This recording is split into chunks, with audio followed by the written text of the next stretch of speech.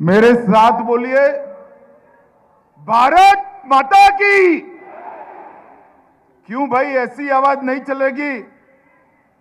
चेवेल्ला वालों, इतने समय के बाद आया हूं। तेलंगाना में भाजपा सरकार बनानी है या नहीं बनानी है? तो ऐसी आवाज से नहीं बनती है। मोदी जी दिल्ली में है, वहां तक आवाज जानी चाहिए। मेरे साथ दोनों हाथ उठाइए, अंत तक सभी लोग उठाए। विजय के संकल्प की मुट्ठी बींचे और प्रचंड आवाज से बोलिए, भारत माता की, भारत माता की। मंच पर उपस्थित हमारे जुझारू प्रदेश अध्यक्ष श्रीमान बंडी संजय कुमार जी, मेरे मित्र और केंद्रीय मंत्री श्रीमान किशन रेड्डी जी, ओबीसी मोर्चा के राष्ट्रीय अध्यक्ष डॉक्टर के लक्ष्मण जी, भारतीय जनता पार्टी के वरिष्ठ नेता और ज्वाइनिंग कमेटी के अध्यक्ष श्री इटेला राजेंद्र जी, हमारे राष्ट्रीय महासचिव श्रीमान तरुण चूक जी, श्रीमती डीके अरुणा जी, श्री पी मुरलीधर राव जी, श्री प्रेमेंद्र रेड्डी जी, यहाँ के जिला अध्यक्ष महोदय, और आज इस विराट सभा में आए हुए प्यारे भाइयों बहनों माताओं और मेरे जिगर के टुकड़े जैसे युवा मित्रों। श्रीमान विश्वेश्वर रेड्डी जी खड़े हो जाइए, आप जरा ताली बजाओ विश्वेश्वर जी से के लिए।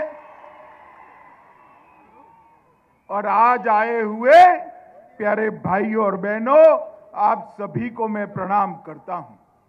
आज सबसे पहले जगत ज्योति बसवन्ना को उनके चरणों में शीश झुकाकर प्रणाम कर कर मेरी बात की शुरुआत करना चाहता हूं। मित्रों, आज तेलंगाना की इस पवित्र भूमि में चिलकूर बालाजी, श्री वेंकटेश्वर स्वामी, श्री लक्ष्मी नरसिम्हा स्वामी, श्री महेश्वर महादेव को प्रणाम कर कर मेरी बात की शुरुआत करना चाहता हूं। इसी धरती से आंध्र प्रदेश के पहले उप मुख्यमंत्री, स्वतंत्रता सेनानी और जागीरदारों के खिलाफ किसानों के विद्रोह की लड़ाई लड़ने वाले कोंडा वेंकट रंगा रेड्डी जी को भी प्रणाम कर कर मेरी बात की शुरुआत करना चाहता हूं। मित्रों, आज ये विशाल रैली जो दिखाई पड़ती है वो इस बात का सबूत है कि आने वाले विधानसभा चुनाव में प्रचंड बहुमत के साथ भारतीय जनता पार्टी की सरकार बनने जा रही है। यहां पर 8-9 सालों से बीआरएस का जो भ्रष्टाचारी शासन चल रहा है उसकी उल्टी गिनती शुरू हो चुकी है। बीआरएस और केसीआर, इनके विरोध में ये जन आक्रोश पूरी दुनिया देख रही है। मित्रों, तेलंगाना के ही पद्म भूषण बड़े गुलाम अली खान जी की भी आज पुण्यतिथि है। मैं इनको भी प्रणाम कर कर मेरी बात की शुरुआत करता हूं। मित्रों, अभी अभी हमारे बंडी संजय को केसीआर ने जेल में डाल दिया। उनको लगता है कि भाजपा कार्यकर्ता जेल में जाने से डरते हैं। केसीआर, कान खोलकर सुन लो, यहां एक एक कार्यकर्ता आपके अत्याचार और जुर्म सहने से डरता नहीं है। हमारी लड़ाई तब तक समाप्त नहीं होगी जब तक आपको गद्दी से नीचे नहीं उतार देते हैं। मुझे बताओ तेलंगाना वालों, बंडी संजय कुमार की अरेस्ट से आप सहमत है हो क्या? जोर से बोलो, सहमत हो क्या? मैं आज पूछना चाहता हूं केसीआर को, क्या गुनाह था बंडी संजय कुमार का? एक ही गुनाह था कि उन्होंने पेपर लीकेज के खिलाफ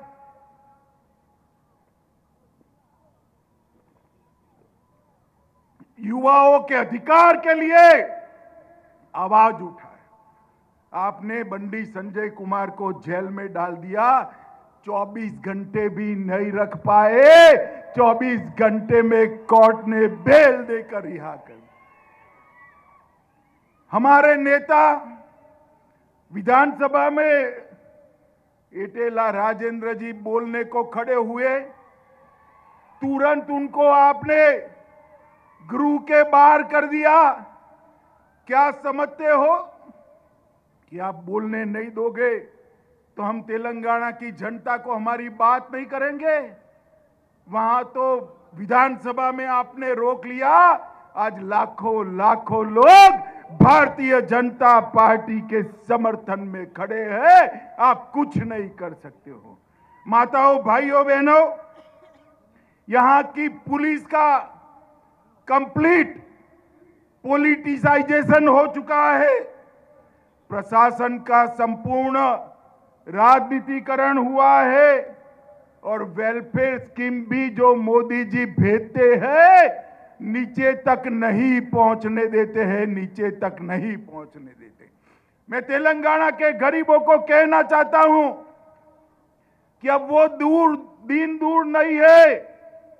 केसीआर कितना भी कर ले, वो आपको मोदी जी से दूर नहीं कर सकता। आने वाले चुनाव के अंदर प्रचंड बहुमत के साथ भारतीय जनता पार्टी की सरकार बनने वाली है। मित्रों, राज्य में युवाओं के साथ अन्याय हो रहा है। एसएससी का पेपर लीक हो रहा है।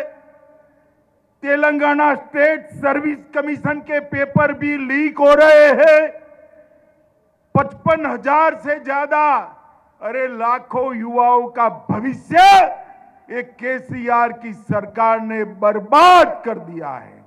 केसीआर चुनाव के मैदान में ये युवा आपका हिसाब किताब करने के लिए तैयार है। राज्य में 2 लाख से ज्यादा पद खाली पड़े हैं, 2 टर्म से भर्ती नहीं करी और अब अंत में जल्दी में भर्ती करी है, करने का प्रयास किया है।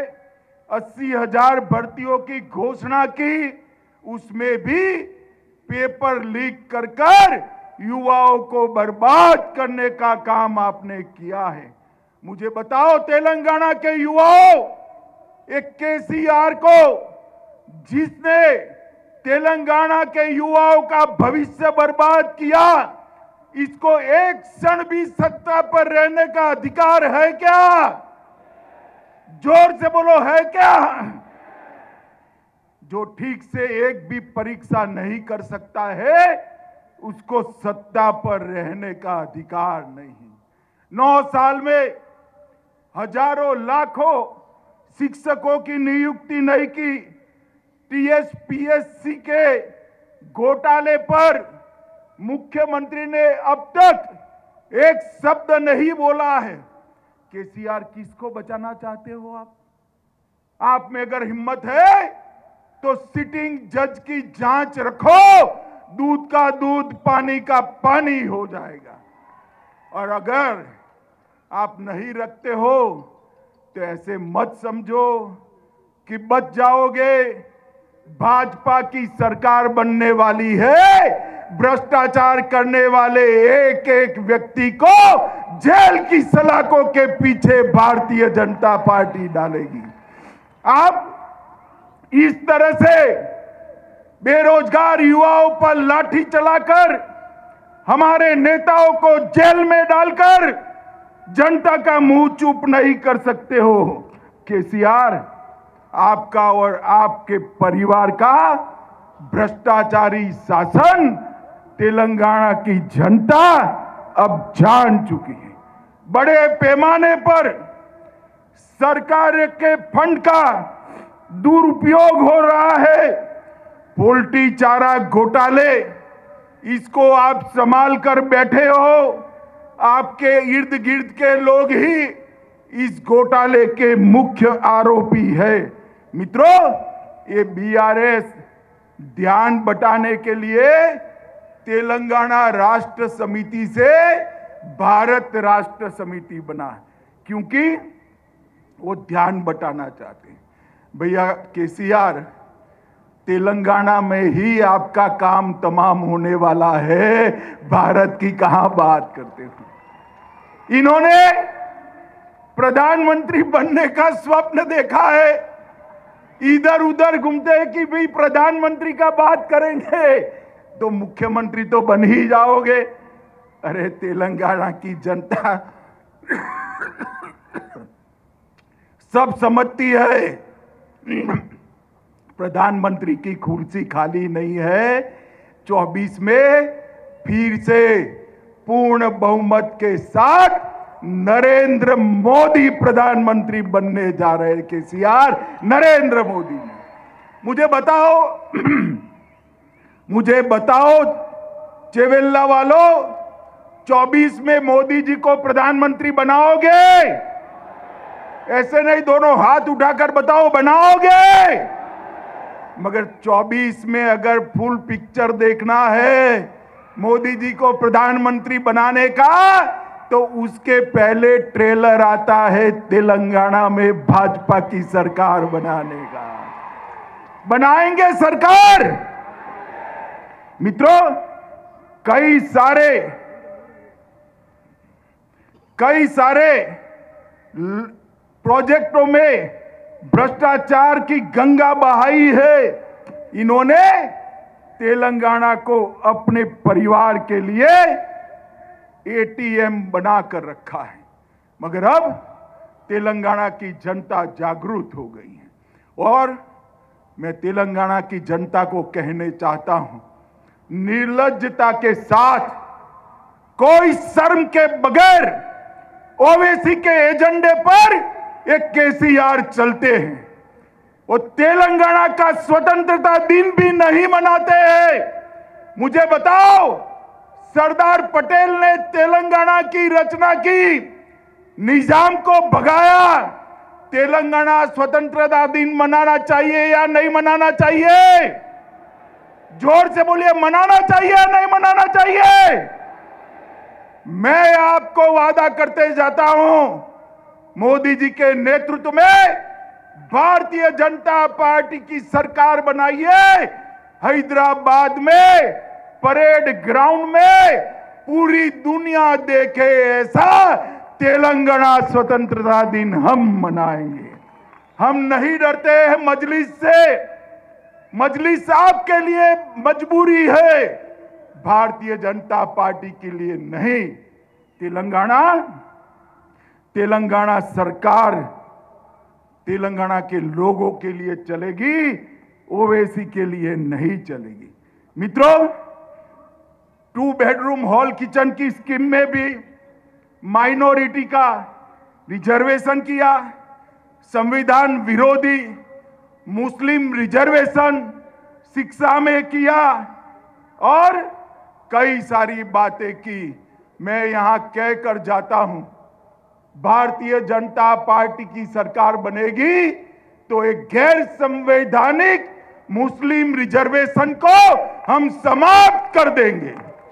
ये अधिकार तेलंगाना के एससी, एसटी और ओबीसी का है, वो अधिकार उनको मिलेगा और मुस्लिम रिजर्वेशन को हम समाप्त कर देंगे। मित्रों, बीआरएस का चुनाव चिन्ह क्या है भाई, बताओ तो जरा, क्या है? कार है, कार। ये कार का स्टीयरिंग किसके पास है? किसके पास है? किसके पास है? अब स्टीयरिंग मजलिस के पास है, तो कार की दिशा अच्छी हो सकती है क्या?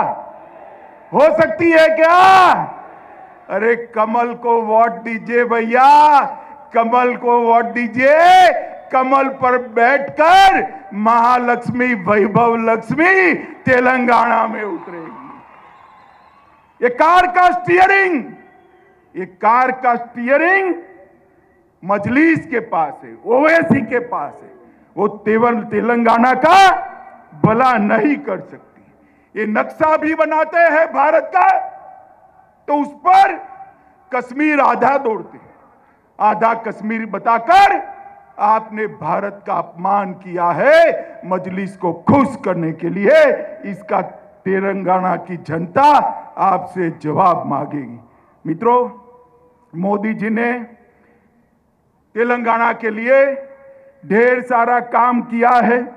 8 साल में हाईवे की लेंथ 2 गुनी कर दी है।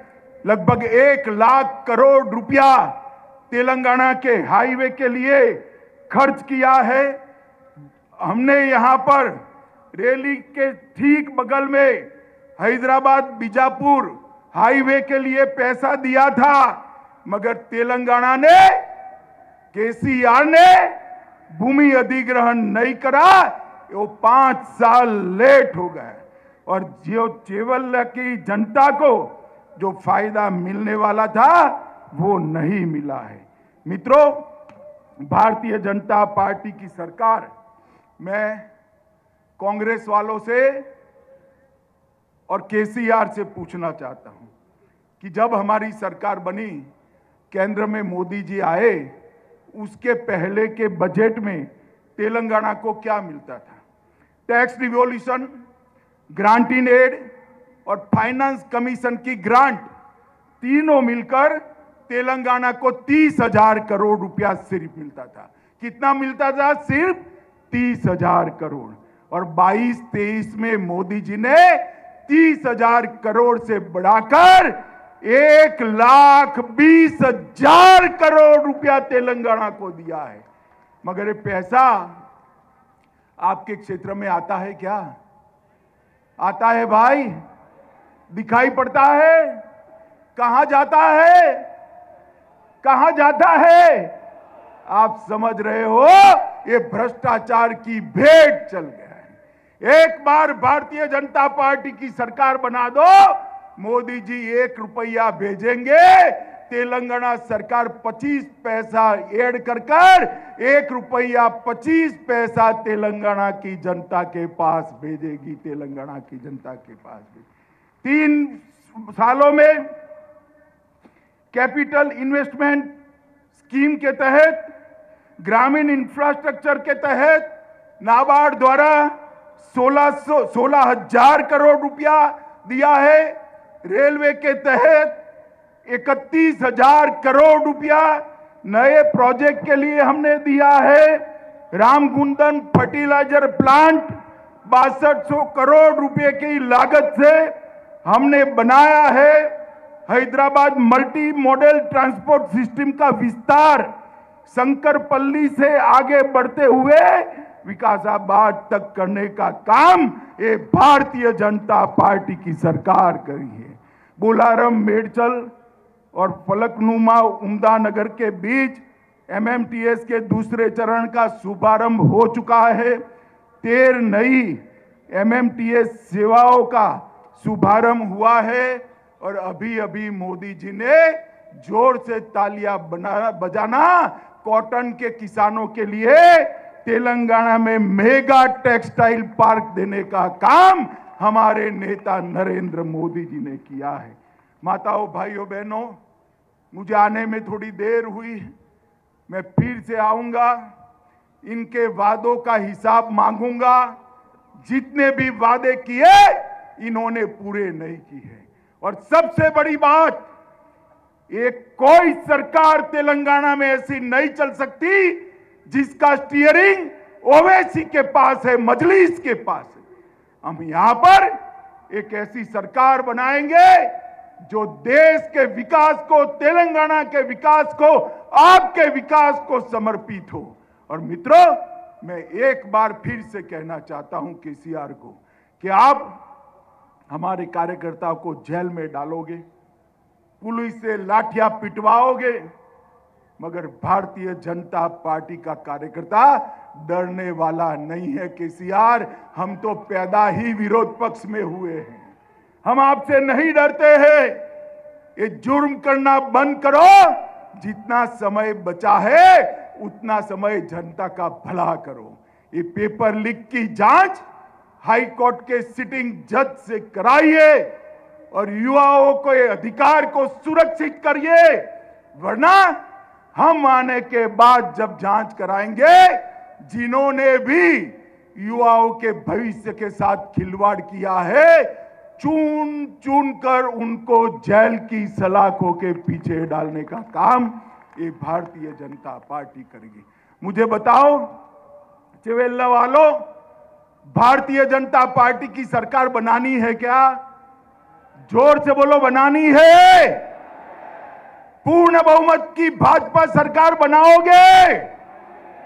मोदी जी को 24 में फिर से प्रधानमंत्री बनाओगे? कमल के निशान पर दोनों चुनाव में बटन दबाओगे? मोदी जी के नेतृत्व में तेलंगाना को सबसे विकसित राज्य बनाओगे? एक केसीआर और ओवैसी की सरकार को उखाड़कर फेंक दोगे? पक्का फेंक दोगे? तो मेरे साथ दोनों हाथ उठाइए, उठाइए दोनों हाथ, विजय के संकल्प की मुट्ठी भींचिए और प्रचंड आवाज से बोलिए, भारत माता की, भारत माता की, भारत माता की, वंदे वंदे वंदे। आप सभी का बहुत बहुत धन्यवाद। वंदे मातरम।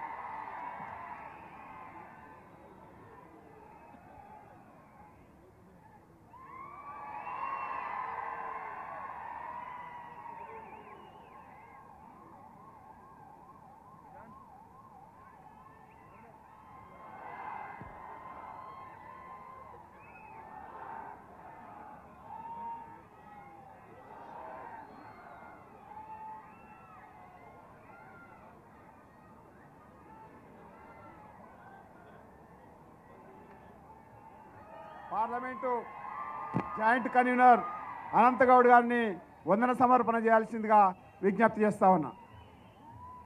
ఈరోజు చేవెళ్ళ పార్లమెంటులో ఈ తెలంగాణ రాష్ట్రంలో మొట్టమొదటి బహిరంగ సభ.